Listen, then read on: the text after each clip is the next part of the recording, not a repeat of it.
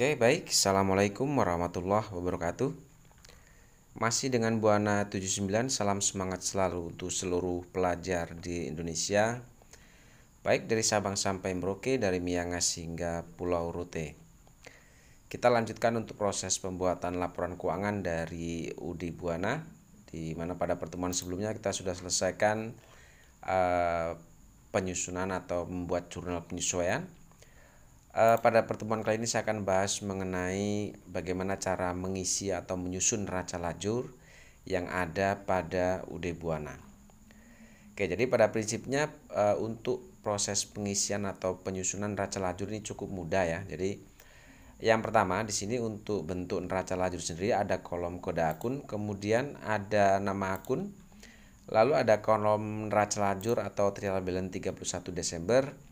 Lalu ada penyesuaian, kemudian ada kolom neraca saldo setelah disesuaikan, laba rugi, dan ada kolom neraca. Cara menyusunnya atau cara mengisinya, yang pertama kita mulai dari kode akun dan nama akun. Nah, ini bisa kalian ambil atau kalian isi sesuai dengan daftar akun yang ada di soal, atau bisa juga untuk kode akun dan nama akun sekaligus neraca saldo ini atau trial balance 31 Desember. Ini bisa kalian isi atau kalian ambil dari trial balance 31 Desember yang sebelumnya sudah kalian buat atau sudah kita buat bersama-sama. Nah, sekarang untuk mengisinya, yang pertama kita ambil saja untuk kode akun, nama akun beserta saldo masing-masing akun yang ada di trial balance 31 Desember. Silakan kalian pindahkan ke neraca lajur kolom kode akun, nama akun, dan kolom neraca saldo ini. Kalian masukkan semua seperti ini. Ya, sama persis ya. Kalian masukkan sama persis seperti yang ada di trial balance ini. Ya, yang 31 Desember ini. Otomatis karena kita hanya memindahkan saja untuk kode, nama, dan masing-masing saldo akun ini, maka otomatis jumlahnya pun sama di neraca lajur. Oke, jumlahnya sama. 3.188.370.000. Hasilnya sama, 3.188.370.000 untuk debit dan kreditnya. Oke, itu yang pertama untuk mengisi kolom kode akun, nama akun, dan kolom neraca saldo. Jadi kalian tinggal pindahkan saja untuk data trial balance 31 Desember yang sebelumnya sudah diselesaikan. Tinggal memindahkan saja ke sini. Oke, setelah itu baru kita masuk ke kolom penyesuaian. Nah, kolom penyesuaian ini pun kalian tinggal memindahkan data dari jurnal penyesuaian yang sebelumnya sudah kita selesaikan. Kita tinggal memindahkan dari data rekapitulasi ini. Oke, di sini ada debit dan kolom kredit. Kita tinggal pindahkan saja. Misal di sini di sisi debit itu muncul saldo untuk kode akun 1 strip 100 itu 5.070.000. Kita masukkan di sini di sisi debit di neraca lajur untuk kode akun 1 strip 1.1000 yaitu untuk akun cash in bank. Kita masukkan di kolom penyesuaian sisi sebelah debit, kita masukkan seperti ini. Ya. Lalu selanjutnya yang kedua itu kode akun 21500 yaitu 104.800. Sekarang di neraca lajur kita tinggal cari untuk kode akun 21500 berarti ini. Oke, kita masukkan tadi saldonya di sisi debit yaitu 104.800. Lalu selanjutnya di penyesuaian muncul juga untuk kode akun 61100 yaitu 2.200.000. Ini pun di sisi debit 61100. Kita cari di neraca lajur untuk kode akun 61100. Oke, berarti yang ini yaitu telepon and electricity expense. Kita masukkan di sisi sebelah debit. Oke, kita masukkan ke sini. Ya, seperti itu. Jadi intinya semua data semua akun yang muncul di data rekapitulasi atau semua akun yang muncul di jurnal penyesuaian kita tinggal berpatokan pada data rekapitulasi. Jadi yang debit ini sesuaikan dengan kode akun, saldonya letakkan di sisi sebelah debit seperti yang tadi sudah saya contohkan tadi, ya. Kemudian yang selanjutnya di sini muncul lagi untuk 61200 yaitu 5.850.000. Kita cari di neraca lajur 61200 berarti ini ya, itu untuk akun store surplus. Itu pun tadi muncul di sisi sebelah debit. Nilainya di sini adalah 5.850.000 seperti itu. Kita masukkan sini 5.850.000. Oke, silakan lakukan seperti itu. Kalian pindahkan semua saldo yang muncul di penyesuaian ini, sesuaikan dengan kode akun di neraca lajurnya. Oke, jika sudah kalian masukkan semua di sisi sebelah debit ini, maka kira-kira nanti hasilnya seperti ini. Ya, seperti ini hasilnya kira-kira. Jadi sesuai dengan akun yang muncul di jurnal penyesuaian, kita pindahkan saja data rekapitulasi yang di sisi debit, kalian masukkan di neraca lajur di sisi debit. Begitupun di penyesuaian yang di sisi sebelah kredit, kalian masukkan juga di sisi sebelah kredit di sini. Oke, setelah kalian masukkan nanti hasilnya kira-kira seperti ini. Ya, seperti ini. Lalu setelah kalian pindahkan semua akun yang muncul di penyesuaian ini berdasarkan data rekapitulasi ini, setelah kalian masukkan semua, maka jumlahkan sisi debit dan kredit. Nah, saat kalian jumlahkan sisi debit dan kredit, nilainya pun otomatis sama dengan yang ada di penyesuaian ini. Karena sifatnya kita hanya memindahkan saja. Nah, karena hanya tinggal memindahkan, otomatis jumlahnya pun sama untuk debit dan kreditnya, itu 150.901.500. Oke, itu cara mengisi kolom neraca saldo dan penyesuaian. Jadi cukup hanya memindahkan untuk neraca saldo. Kalian tinggal memindahkan saldo yang muncul di trial balance 31 Desember.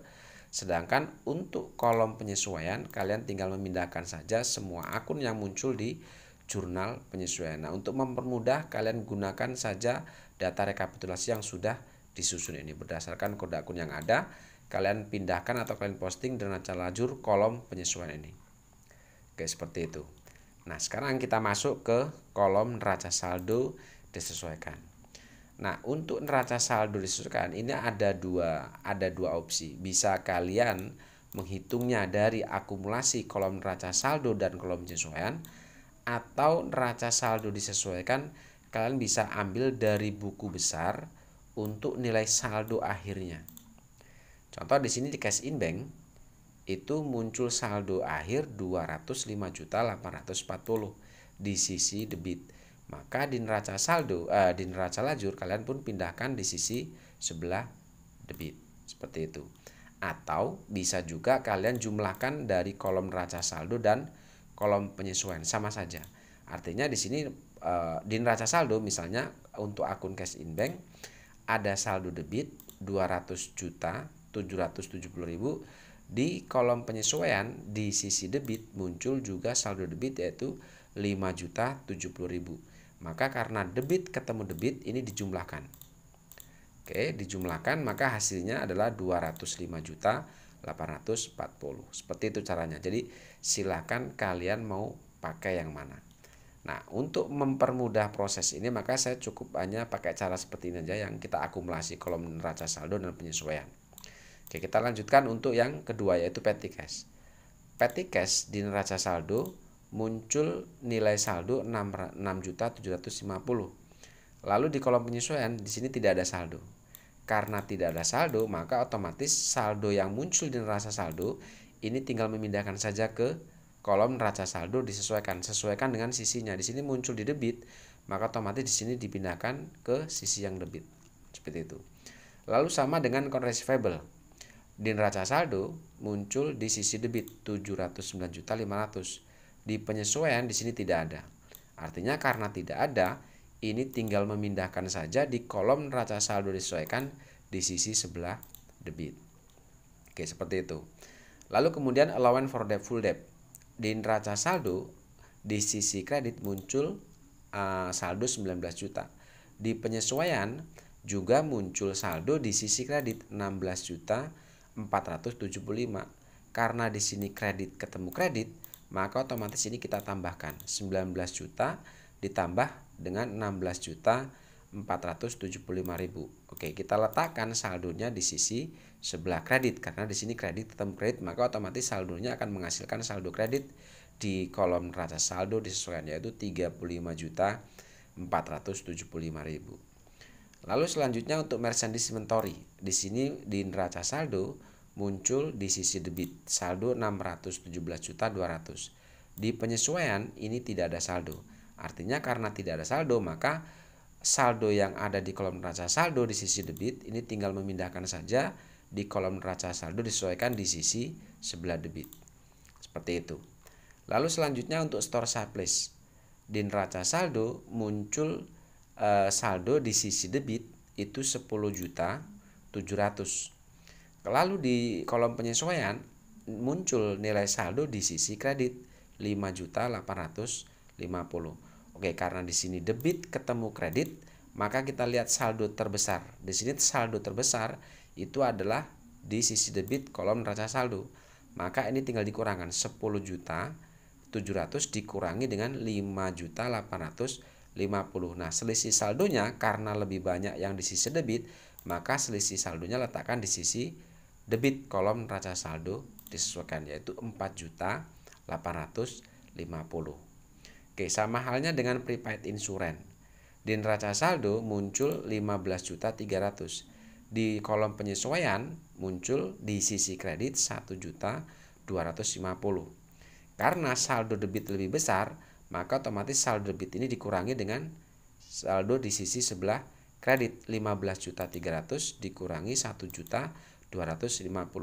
Selisih saldonya karena lebih besar di debit, maka saldonya selisihnya kita letakkan di sisi sebelah debit kolom neraca saldo disesuaikan, hasilnya 14.050.000, yaitu 15.300.000 dikurangi dengan 1.250.000. Lalu kemudian untuk prepaid rent 21.300.000 di kolom neraca saldo sisi debit. Lalu di penyesuaian muncul di sisi kredit saldo yaitu 2.500.000. Sama seperti tadi, karena saldo debit lebih besar, maka dikurangi dengan saldo sebelah kredit 21.300.000 dikurangi 2.500.000, maka akan menghasilkan selisih saldo debit sebesar 18.800.000.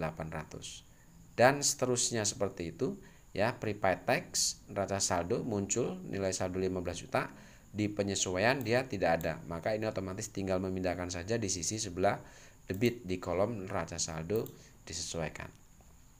Oke, seperti itu cara mengisi neraca saldo disesuaikan. Silakan kalian lanjutkan untuk menghitung ini. Nanti setelah kalian sudah hitung semua atau sudah akumulasi antara kolom neraca saldo dengan kolom penyesuaian, maka kira-kira hasilnya nanti seperti ini. Ya, seperti ini. Oke, ya. Kredit ketemu kredit, maka hasilnya saldo kredit. Di sini kredit muncul saldo di penyesuaian kosong, maka otomatis ini akan jadi saldo kredit, yaitu jumlahnya 787.820. Seperti itu kira-kira.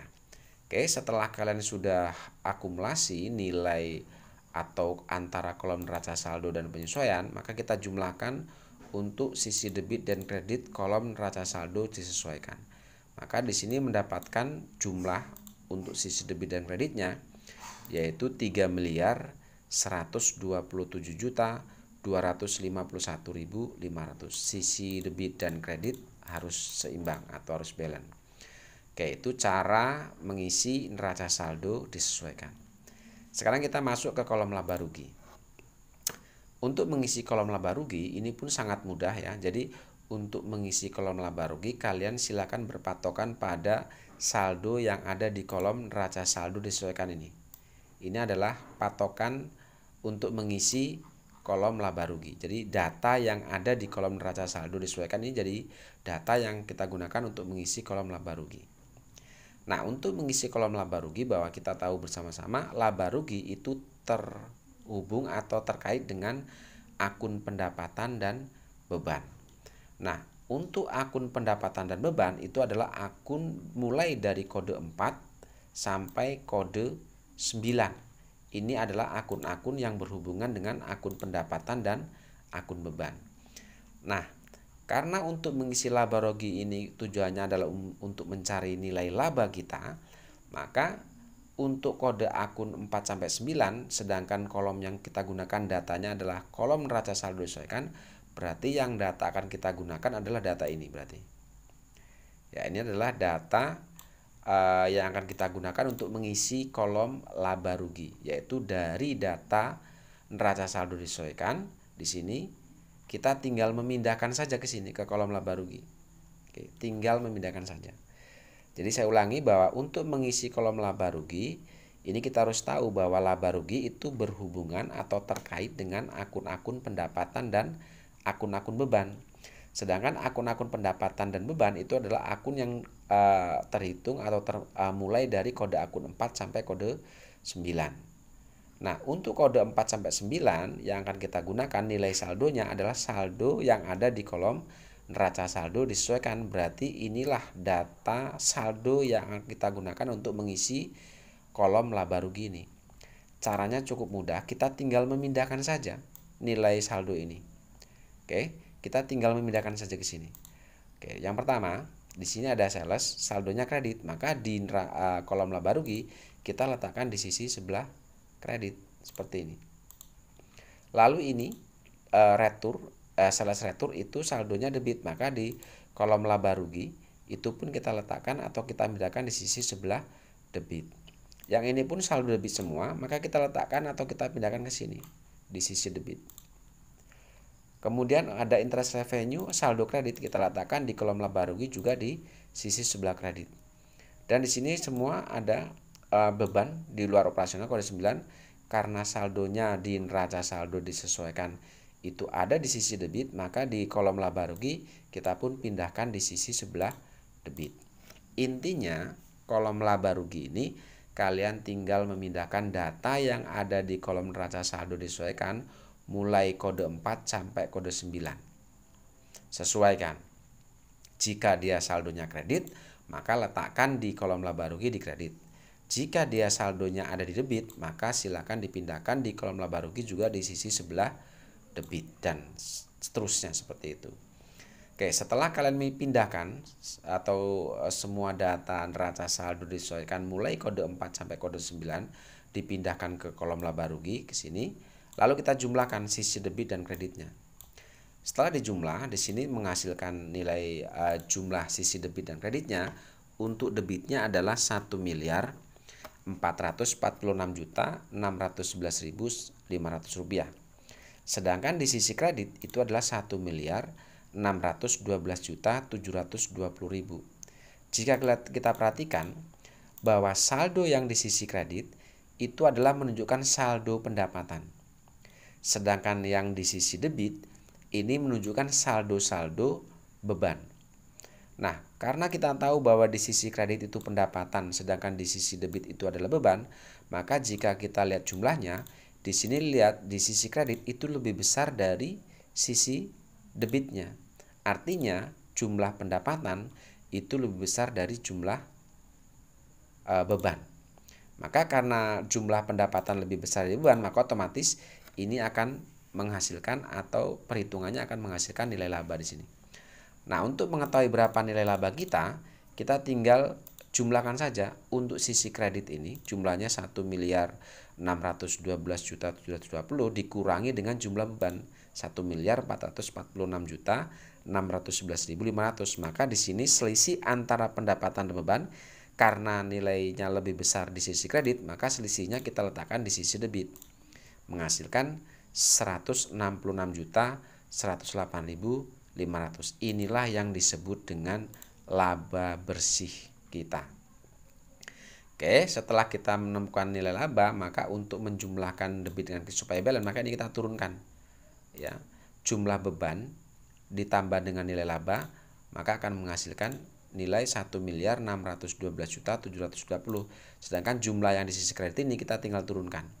Sehingga dengan adanya penjumlahan itu, maka otomatis debit dan kredit jadi seimbang. Oke ya, jadi saya ulangi lagi. Untuk mengisi kolom laba rugi, kalian cukup mengambil data dari neraca saldo disesuaikan mulai kode 4 sampai kode 9, tinggal memindahkan saja nilai saldonya ke sini. Oke, setelah kalian pindahkan baru dijumlahkan sisi debit dan sisi kreditnya.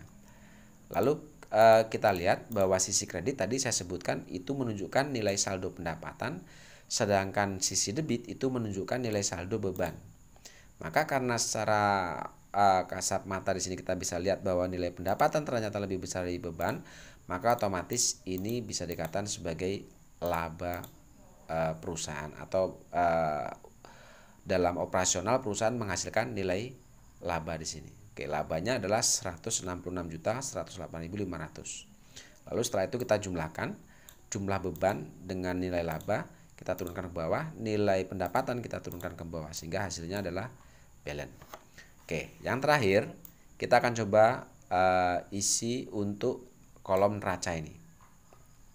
Nah, kolom neraca itu adalah kolom yang berhubungan dengan akun-akun harta, hutang, dan modal. Kita tahu sama-sama bahwa untuk akun-akun yang berhubungan dengan akun-akun harta, hutang, dan modal itu adalah akun-akun yang berhubungan dengan kode akun 1 sampai kode akun 3. Ini adalah akun-akun yang berhubungan dengan akun harta, hutang, dan modal, yaitu kode akun 1 sampai dengan kode akun 3. Nah, untuk mengisi kolom neraca sama dengan laba rugi tadi, kita mengambil data yang ada di neraca saldo disesuaikan. Kalau tadi laba rugi mengambil nilai saldo dari kode akun 4 sampai kode 9, maka kolom neraca itu mengambil data akun atau nilai saldo akun yang mulai dari kode akun 1 sampai kode akun 3. Kita tinggal memindahkan saja nilai ini semua. Yang debit kita pindahkan ke debit, yang kredit kita pindahkan ke kredit. Hanya tinggal memindahkan saja. Seperti ini. Oke, yang debit dipindahkan ke debit, yang kredit dipindahkan ke kredit. Semua kode akun dari kode akun 1 sampai kode 3 untuk nilai saldo yang muncul di kolom neraca saldo disesuaikan, kita pindahkan semua ke kolom neraca ini. Ya, kolom neraca seperti ini. Oke, setelah kalian pindahkan, baru kita jumlahkan sisi debit dan sisi kreditnya.